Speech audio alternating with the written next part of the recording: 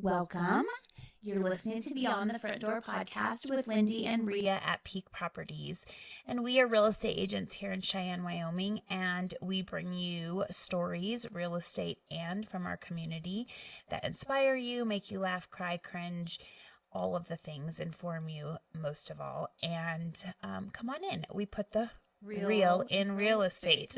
I just feel like you can't let go of that tagline, even if not all the stories are about specific real estate transactions. I like it. So Yeah, I think you got to keep it. It's cute.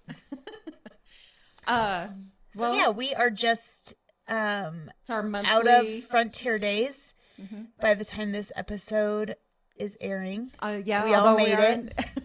We are still in the throes of it, and I will got to tell you, I'm a little tired. When you're up late every night, it gets a little long. Yeah, I went yesterday and got an IV, a recovery IV, and it's like vitamins and fluids and stuff just because the heat. Mm-hmm. I drink a lot of water, but it's never enough if you're out walking around and the heat for hours. So I was going to ask you about that, if you attended much of Cheyenne Day. So Cheyenne Day, no, not really. I did. I didn't. I went to the gym.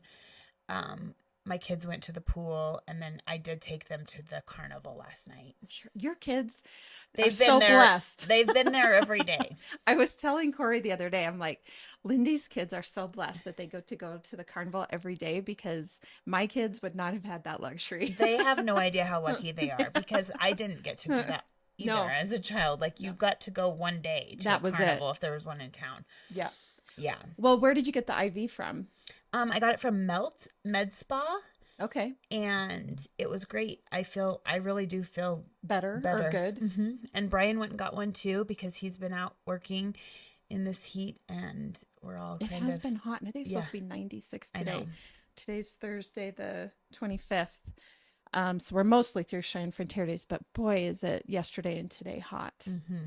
So I did attend Cheyenne Frontier Days, and I've been trying to stop into local businesses this week. Because I think what I heard from the small businesses we had on this month about how a lot of people just stick with Frontier Park and the vendors there, and to make sure people visit the small businesses. So I was just going to hit on a few that I visited this week. So the first one on Monday was Luxury Lane Boutique, which we had Monica on, and that episode aired today, right? Right. And so I'm wearing her shirt, one of the shirts, the floral tank. I really love it. It's very cute. Thank you. I wore it to PBR Monday night. I also visited Michelle and April over at the Wild Willow Boutique. They have like a little traveling in the little, almost like a food truck, but not.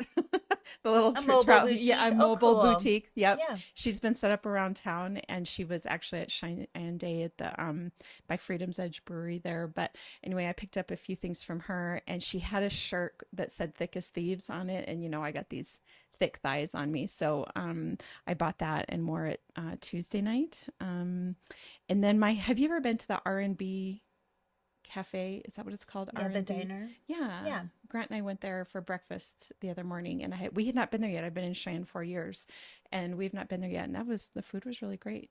Oh yes, everyone loves the luxury diner. Yeah, absolutely. And all all the Elvis smothered burritos or something. Yes. I think was smothered burritos. Breakfast burritos are what they're like most famous for, I think. Yes. That was really good in there. And then walking around town, I didn't realize that there was a little store that had a storefront here in Cheyenne called the Hat Bar. I think it's on the same road that the Metropolitan is on. Okay. Where you can go in and, design, a cowboy hat or a baseball cap. I did not know that either. Yes. I wonder how long that's been there. I don't know. I don't know enough, but and she has a few clothing items in there as well. But you can, and apparently my friends were teaching me this last night, that there's like a trend which you can put little like playing cards, and you make it part of the design of the hat, which was pretty cool to see. I would not have put that together, but when they did, I was like, that looks fun. And so I'll definitely be back into the Hat Bar. And of course, the brewing companies, the Albany, Wet Speeds, all the breweries had stuff going on. live music. And I keep forgetting the name of the old hotel. the Plains. The Plains. That's what I was thinking. Stopped in there as well.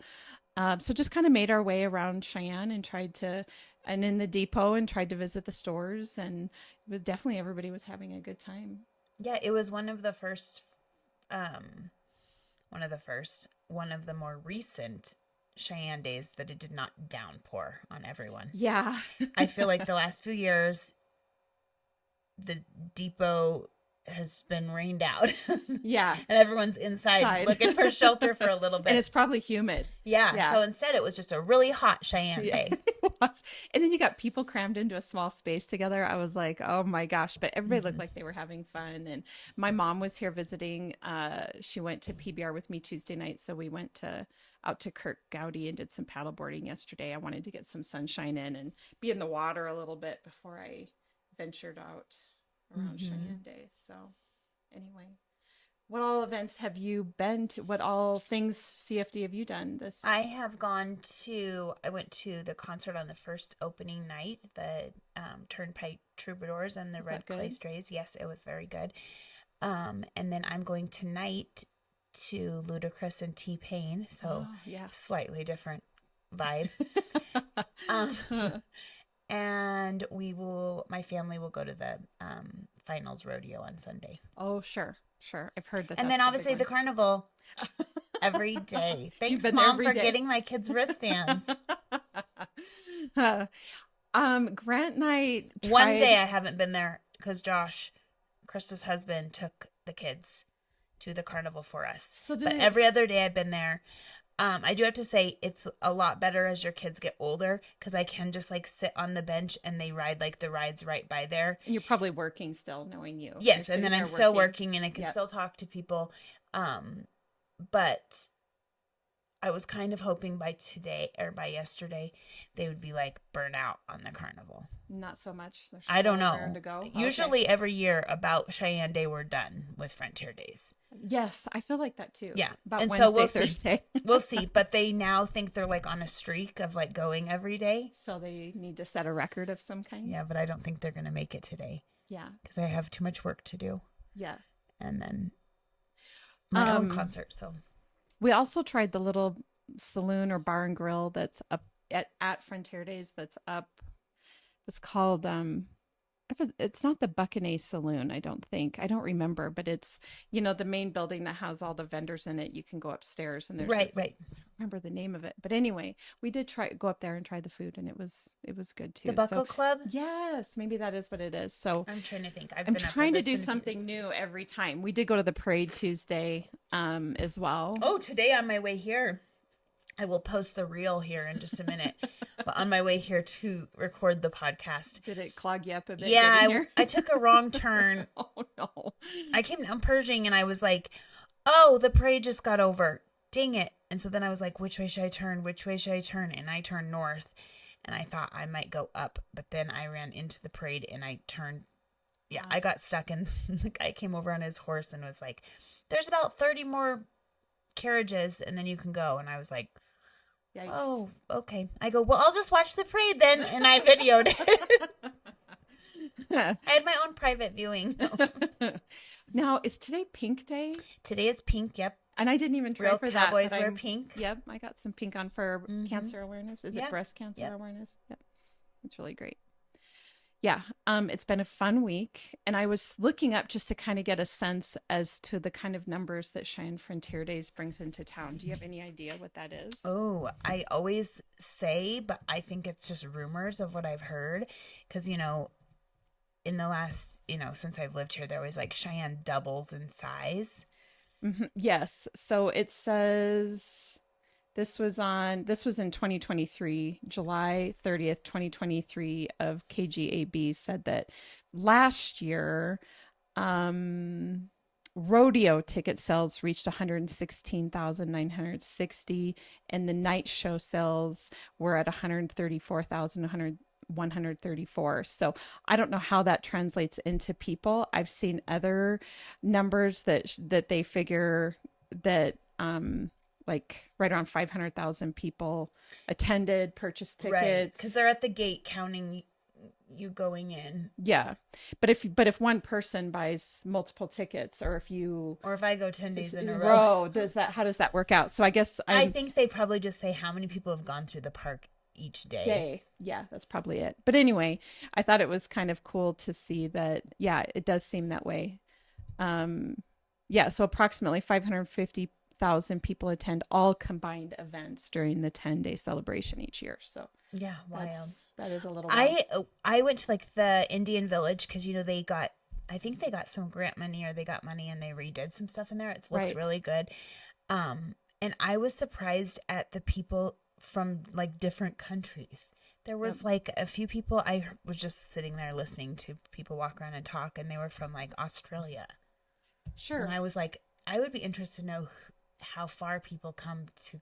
Well, the one bull rider was from Australia. There was a bull rider at PBR Monday and Tuesday night that was from Australia. So I wonder if they maybe some people came in for him. Yeah.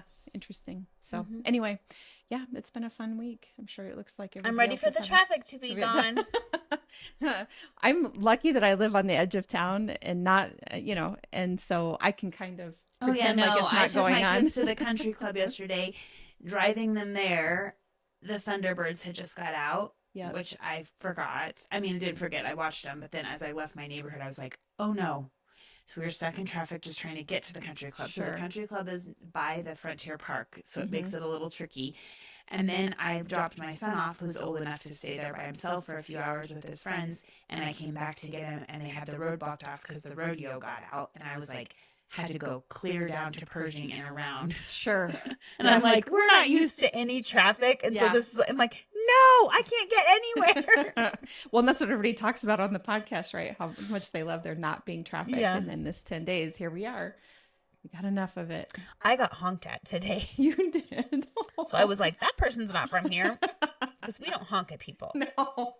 That's funny. I was like, oh, I pissed somebody off. I don't even know what I did. Yeah. Well, looking ahead, you and I have been talking about kind of reflecting on here today that we really spent time in, I should say, moving along, transitioning subjects a little bit, but May, June, and July, we spent a lot of time sort of hitting on the nonprofits that address homelessness and small businesses, getting ready for Cheyenne Frontier Days. And I'm sure some of our listeners are like, this is a real estate podcast. What's going on? So I just thought we'd share a little bit about what we've been discussing kind of moving forward, because we do enjoy those jump stories, are really those small business stories. And then of course we do want to, get to know all the nonprofits in town. And so how do we manage all of that? And so I think, one of the things that we discussed is that if we typically have about 8 podcasts a month, how would we divide that up? Right. So, right. Because we really do want to get back to real estate stories. I mean, we're real estate agents, and those are the stories we really like to tell. Yes. So, I think we were discussing, and you tell me what you think if you're still on this idea, that we do, we kind of keep it to around 2 jump stories,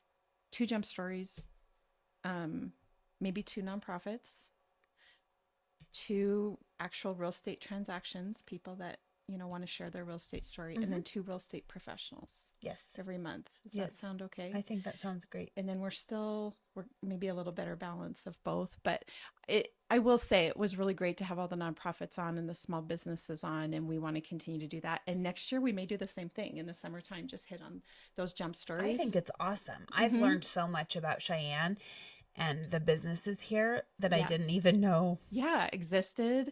And we continue to get emails from people wanting to be on the podcast. And so it's had me really thinking, because this is a real estate podcast, but we do want to continue to include all those community partners. So what does that look like? So anyway, here in August, we're going to make an attempt at that and see how it goes and kind of go from there.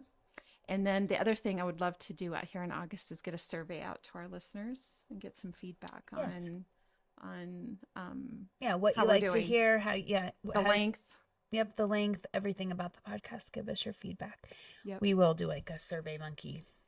Yeah, we'll do a Survey Monkey. And then 2, I'm noticing, and I don't know how we're going to weather through this, but like when I had my mom in the car yesterday morning, we were listening to Rita's from Synergy Home Care. I wanted her to listen to that one because my mom is a caretaker for my grandmother who's up at the Legacy in Gillette. And you and we can hear really well. Yes. But it's the guests. Our guests, because they lean away from the microphone. They lean away, yeah. We're going to have to no more sitting back and being comfortable in your chair. We want you upright with proper posture and getting in front of that microphone so that everybody can hear you. They're just a little more shy than us. Yeah, they are. And I would imagine too, Lindee and I have been talking about this for all of our listeners. Some of our guests might just be a little shy about hearing themselves on here as well. I think we've maybe talked about that one other time. Yeah. So, no one likes the sound of their voice or necessarily the way they look on camera. I think we've done it now this many times that you just can't really even think care anymore. It's like, it is what it is. This is what I sound like. Yep. This is what I look like. Yeah. Here it is. And we kind of want that, right? All the whether it's perfections or imperfections, we want to be relatable and kind of just show up as we are. Yeah. Right? Yeah. So what kind of stories would you like to hear in the upcoming months? And, when we put a call out to our listeners, what are some ideas that you have? So we obviously would love to hear from more first-time home buyers, and how that process went for them. Maybe it's people buying house sight unseen. I have one right now. Okay. The buyer is, sight unseen, meaning they haven't seen it in person. They've seen it over a video. Pictures or video. Right, pictures and video. Maybe bought a home specifically for a business or animals or some kind of purpose. Maybe a ranch. Have you bought a home internationally? We would love to hear that. We really would love to hear that. I would love to hear the international one. Yeah, that one would be fun. We maybe need to get Misty or Tanya on here to talk about that too. Yes. When your home lands in probate, Rhea and I have one right now that we are getting ready to list, that we are going to share that story. Yep. And that one is one of probate too. So maybe we'll have some insight into how that process goes for sellers, how it kind of can slow down the process if you don't plan for it ahead of time. Yep. What's the most, well, I think we actually covered that one. We did. I was going to say, what's the most unusual animal you've seen during a showing? Now, if any of our listeners have something along those lines, we still would love to hear it. Yes. Because Rhea had a big giant cat. If you haven't heard that, episode with Stephanie Van Veckhoven. Yep. And I went to a house with a raccoon and I tried to hold it. I'm kind of the animal person. So a long time ago, I don't even know how long ago, when I first started real estate. So probably 10 years ago, I went into this house and these people had everyone has the animals mounted on their walls. Well, my dad was not a hunter. My husband's not a hunter. So I don't know. I just don't really know animals that well. Yeah. I should, but I don't. And it was so cool. And I was like, I love your, I think I called it a moose and it was an elk. Oh. And my sellers thought it was hysterical. They're like, Lindee, that's not Bullwinkle, that's an elk. And I was like, okay. So then I made a joke and I took a picture with it and I said something like, look at this awesome moose. And I posted it online and you should have seen the comments. Like, Lindee, what is wrong? That is not a moose, which I knew it wasn't because they told me. Yeah. But then after that, it became like a joke that every time I saw an animal anywhere, I post a selfie with it, or I'd take a selfie with it if it was a live one at their house, or taxidermy one, and then I would say it's the wrong thing, and then people would start texting me messages and like pictures with their cat and say stuff like, "Look at this dog I found," and then say it's the wrong animal. Like I'm. That's funny. But self-deprecating humor is the best. Yeah. So I've held a lizard. So now it's kind of like a thing. Like I go and if there's an animal there that's not a typical animal that someone has, I'm like, ooh, I'm going to need a picture with that. Or even something unusual in the house. Because Stephanie talked about a tree growing out of the middle of the house.